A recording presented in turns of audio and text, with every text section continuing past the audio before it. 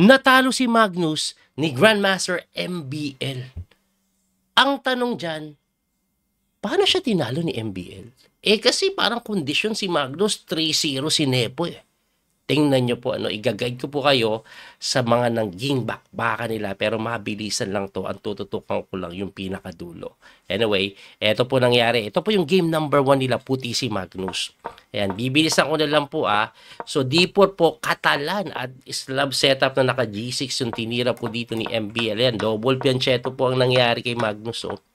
So, ayan po ang nangyari. Nagkapalit lang endgame. Dito magaling si Magnus depensa lang.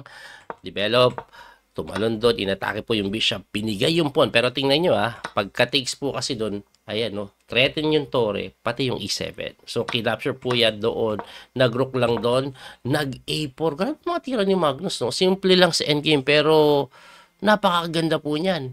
Mga engine idea na yung mga yan, hindi mo alam bakit a4 lang. Kasi ang plano pala niya, mamaya, i-weekend to. Tingnan nyo po nangyari So, nag-bishop d5 po, kinapture.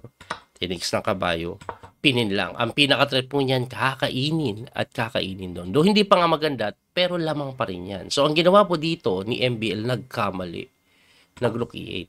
Ang tamang tira daw po, balik ko lang, lamang pa rin ng puti. Ikakainin mo lang daw po ito, tapos titira ka ng rook takes d5, takes na ganun, ganyan. So, 1 pawn up, di ba? So, yan po mangyayari.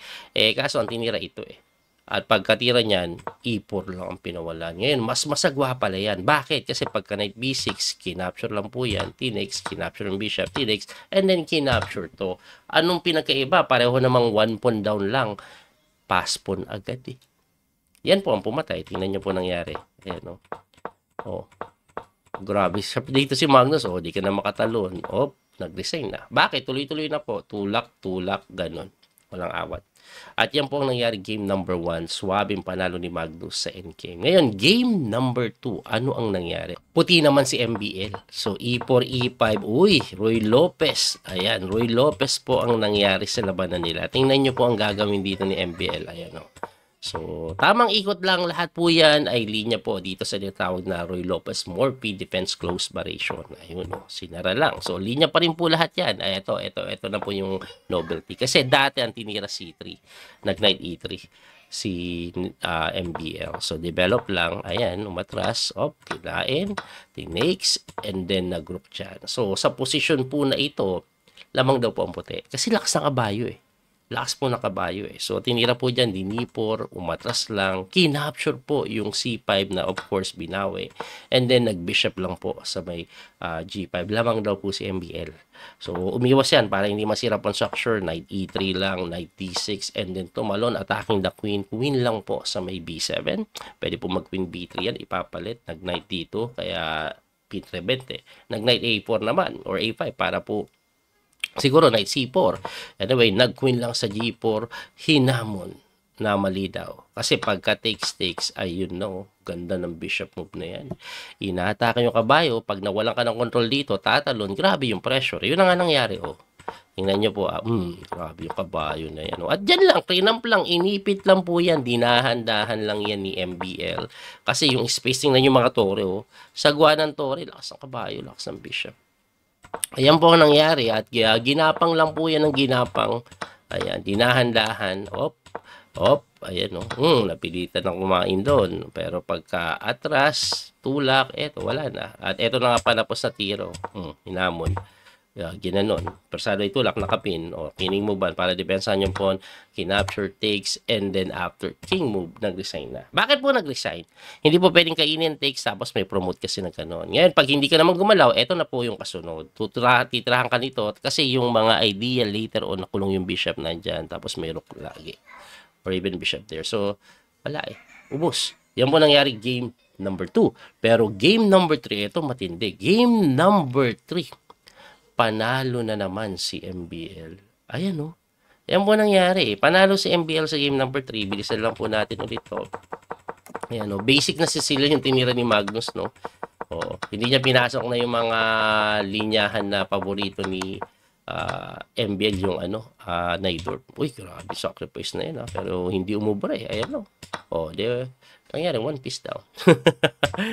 So, ayan, at eventually, nangisay din yan. Okay? One piece down po eh. Na one piece down. Nasimplihan siya ni MBL doon. Ay, hindi pala one piece down. Na one pawn down lang. Ay, sorry. Mali ako natingin. Na one pawn down lang pala. Okay, nagtataka ba di pa nagde-design? One pawn down lang pala. Anyway, natalo po si Magnus sa ganyan. Ayan. Bakit po yan nag-resign? Eh, kasi po, ang susunod niyan, pagka takes mo, kakainin to. Oh. Ngayon, pag hindi mo naman tinakes yan, anong gagawin mo? Iwas mo to. Saan siya iiwas? O, dito. Kahit kainin na lang to, dalawang pass pawn sa Gedli. Meron pa dito. Okay? Pero sumunod na round, matindi ginawa ni Magnus. Magnus naman po ang nanalo. Pero in a completely equal position. Ayan. Bibilisan lang po natin yung opening. So, Sicilian po nakakaiba. Parang French ang style. Ayan. Oh. Tingnan nyo completely equal ang magiging position niya. Nagkapalit-palit lang yung pyesa. Oh. Ayan. Ayan. Equal na equal to. Equal na equal. Pero tingnan nyo kung paano siya i-grind ni Magnus. Ayan. Dito. Pang. Endgame na naman. Oh. Oops. Oh. Oh. Oh. Ayaw. Kumain, nag-1 pawn up pa. Ayan, nakapasok tabla pa rito. Kainin lang yung pawn sa A5 eh. Pero hindi, gumanon. Kinain yung pawn. Gumanon. Ganyan. Tabla pa rin po ito. Mag-G5 lang. Kaso hindi ginanon. Nag-knight. Ayun, natalo pagka queen takes B3. Bakit? Kala mo may tabla ka, repetition. Hindi. Tingnan mo mangyayari. Kasi ang pinakagusto niyan eh. Pagkakain, kahit i-perpetual na yan eh. Or dito. Diba? Kaso may ganito eh. Oh, ala. Walang perpetual. Boss, kaya napunta po sila sa Armageddon.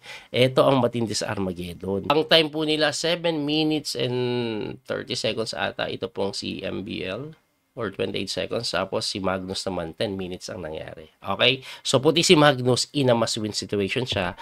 Itim si MBL, kailangan niya lang makatabla. Tingnan nyo po. So, E4 and then Sicilian. Ayan. Tingnan nyo oras. 10 minutes si Magnus, 7:28 si MBL. Diyan po nag-start. So, nag-knight F3, D6, nag-bishop B5. Ito po yung canal variation o parang Rosolimo yan. Eh. So, nag-bishop D7, takes, and then nag-D4. Kung mapapansin nyo, pinalit lang ni MBL yung bishop, no? Usually kasi doon, knight eh. Bakit? Tabla lang kailangan. So, kinapture, takes, knight doon, tumakbo yung Reyna. Nag-G6 lang para dun lalabas sa G7, nag-C4, nag-Bishop G7, nag-Castling, and then Knight F6, nag-H3 lang bigla. Ang kunat! Bakit? Pine-prevent po yung ganito, ganyan. Kasi ang plano dito ni MBL palit-palit. So, nag-H3 lang, nag-Castling, and then Knight C3 na, nag-A6 lang, Rook D1, ayan, may mga idea po na E5. Oh. Kaya, gumalaw, Queen E6. Pagka Queen E6, Bishop develop lang, nag-Knight jump para atakin yung Reyna, tumakbo sa may B1. At good move pa daw, sabi ng engine.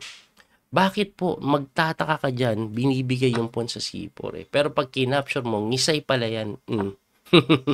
Ngisay eh.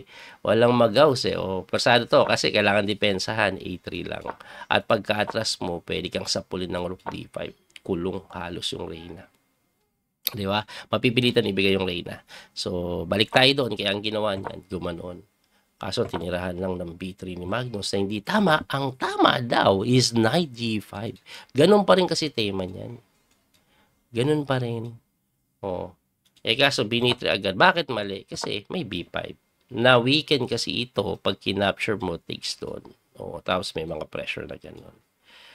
Oh, yan po nangyari. So ginawa, nag-type D4, tumakbo doon, nag-A3, tumakbo lang at kinapture na po yung B5 pero kinapture lang po yung D4, tinakes, and then binawi lang yung B5, no? Akala ko nga po ang gagawin is something like this, kaso libre yan.